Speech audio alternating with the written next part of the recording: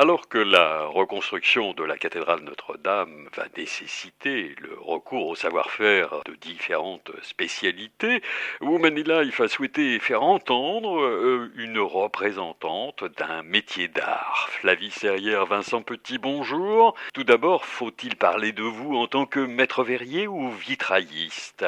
Je dirais presque ni l'un ni l'autre, puisque je suis conservateur-restaurateur des biens culturels section vitrail, donc je suis restauratrice de vitrail, même si par ailleurs je fais également de la création. Comment et à quel âge vous est venue l'idée d'exercer ce métier? En licence, donc en licence on doit avoir 21 ans, j'avais des stages à faire et j'en ai fait un dans une entreprise monument historique chez Monsieur Vinum à Troyes, qui était maître verrier.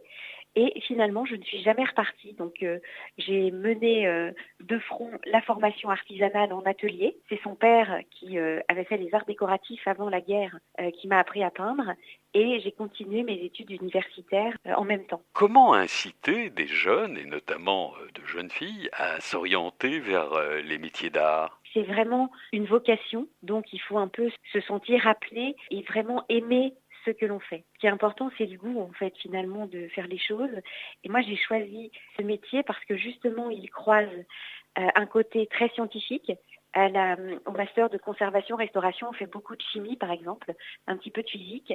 Et pour comprendre la dégradation des matériaux, l'évolution des matériaux de restauration, des choses comme ça croise donc les sciences, l'histoire de l'art, le côté très manuel, donc la peinture, il faut quand même avoir un certain don aussi pour peindre. Et puis, il y a aussi un côté un peu spirituel pour ce qu'on travaille essentiellement pour des édifices religieux. Avez-vous recours aux nouvelles technologies? Oui, beaucoup. En fait, on croise vraiment des savoir-faire ancestraux. La peinture sur verre, on peint toujours de la même manière finalement que depuis le 5e siècle, quasiment, même si les techniques ont évolué, les matériaux très peu. Et puis, on va croiser ces savoir-faire justement avec le savoir d'aujourd'hui, avec des choses autant pour l'observation, donc pour comprendre les altérations d'un verre, on va les regarder avec des microscopes électroniques, on va les passer au MEB, on va avoir des analyses élémentaires par exemple, donc pour caractériser, identifier les choses, et puis aussi on peut faire des relevés avec des scanners 3D, des choses comme ça pour ajuster et toujours faire mieux finalement en additionnant les techniques. Donc bien que ce métier soit attaché à restaurer l'authentique, il reste branché sur les nouvelles technologies. Il faut maîtriser parfaitement la tradition et s'ouvrir totalement à la nouveauté et rester à la pointe en sachant comment adapter justement les outils d'aujourd'hui. Flavie Serrière, Vincent Petit, sur quel monument êtes-vous déjà intervenu? Mon premier chantier en 95, c'était la basilique Saint-Urbain de Troyes, qui est en gothique flamboyant, par exemple, avec des vitraux du XIIIe siècle. Nous sommes intervenus récemment sur la cathédrale de Liège, mais aussi sur celle de Sens, avec des vitraux également du XIIIe siècle, sur Saint-Méry à Paris ou Saint-Étienne-du-Mont, où là on est en train de restaurer des vitraux du XVIIe siècle. Ce sont des vitraux extrêmement rares, donc sur beaucoup d'édifices, que ce soit en France ou en Belgique. Quels sont ceux qui vous ont donné le plus de fil à retordre et pourquoi?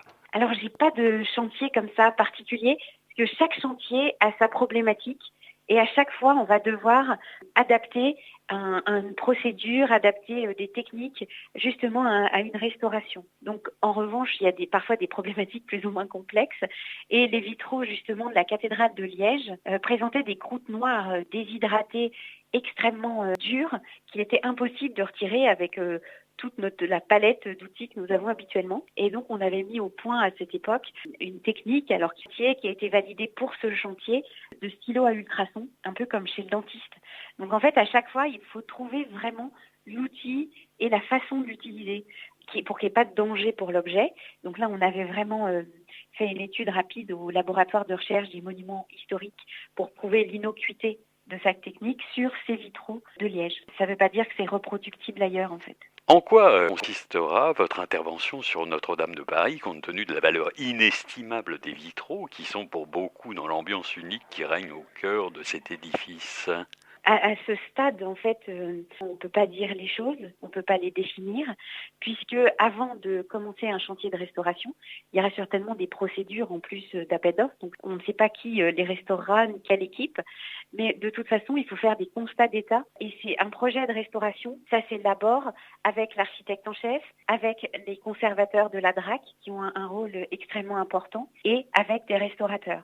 Donc, c'est vraiment une élaboration commune pour trouver les solutions pour répondre en fait à la demande. Donc comme ça, on ne peut jamais dire ce que sera, puisque la restauration, c'est toujours un choix. Donc tout ça demandera inévitablement du temps. La préservation de l'authentique laisse-t-elle ouverte une fenêtre sur la création pure? Oui, parce que, en fait, lorsque l'on restaure, parfois il y a des lacunes. Alors parfois ce sont de toutes petites lacunes qu'il est très facile de combler, mais une lacune dans une fenêtre, ça peut être un panneau entier ou une lancette entière, et une lacune dans un édifice, ça peut être des baies entières.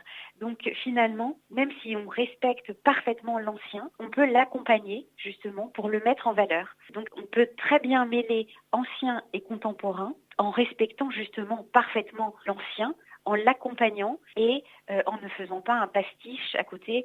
Le spectateur ne saurait pas définir si c'est ancien ou non, alors qu'en affirmant la création contemporaine à côté d'une œuvre ancienne, finalement, il faut que les œuvres s'équilibrent par leur force, mais le spectateur voit tout de suite s'il s'agit d'une œuvre ancienne ou d'une œuvre contemporaine. Eh bien, à vous entendre, Notre-Dame sera très bien servie. Flavie Servière, Vincent Petit, merci d'avoir accepté de répondre à nos questions. Merci beaucoup.